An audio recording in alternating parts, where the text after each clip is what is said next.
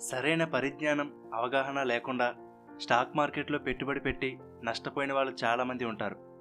ఆ తరువాత అలా నష్టపోయిన వాళ్ళంతా స్టాక్ మార్కెట్ అంటే జూదమని, గ్యాంబ్లింగ్ అని నిందిస్తూ ఉంటారు.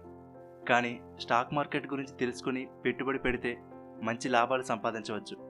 కాబట్టి స్టాక్ మార్కెట్ గురించి నేర్చుకోవాలి అనుకునే వారి కోసం ఇప్పటి నుండి స్టాక్ మార్కెట్ వీడియోలు అప్లోడ్ చేస్తాం. కాబట్టి స్టాక్ మార్కెట్ గురించి నేర్చుకోవాలి, పెట్టుబడి పెట్టాలి అనే ఆసక్తి ఉన్నవాళ్ళు ఇప్పటి నుండి మేము పెట్టబోయే స్టాక్ మార్కెట్ వీడియోలను మిస్ కాకుండా చూడడానికి స్టాక్ మార్కెట్ గైడ్ ఛానల్కి సబ్స్క్రైబ్ చేసుకోండి. సరే, ముందు అసలు షేర్ అంటే ఏంటో చూద్దాం. షేర్ లేదా స్టాక్ అంటే కంపెనీలో కొంత భాగం అని అర్థం.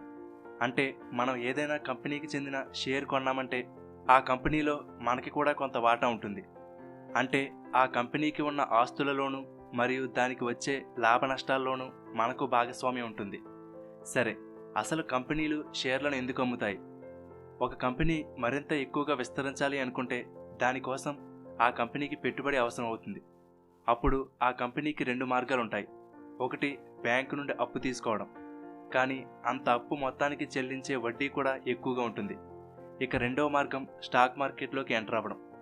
దీనిలో భాగంగా కంపెనీలు ఎంత పెట్టుబడి సేకరించాలి అనే దానిని బట్టి కంపెనీ దాని షేర్లను స్టాక్ మార్కెట్లో అమ్ముతుంది. అప్పుడు మనలాంటి పెట్టుబడిదారులు ఆ షేర్లను కొంటారు. అలా పెట్టుబడిదారుల నుండి సేకరించిన డబ్బుతో కంపెనీ విస్తరణ పనులు చేపడుతుంది.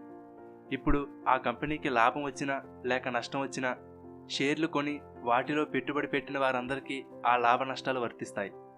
సరే, అసలు ఈ షేర్లను ఎక్కడ కొనాలి, ఎక్కడ అమ్మాలి అనేది ఇప్పుడు చూద్దాం. షేర్ల కొనుగోళ్లు, అమ్మకాలు జరపడం కోసం స్టాక్ ఎక్స్చేంజీలు ఉంటాయి. కంపెనీలు అన్నీ కూడా ఈ స్టాక్ ఎక్స్చేంజీల్లో లిస్ట్ అయి ఉంటాయి.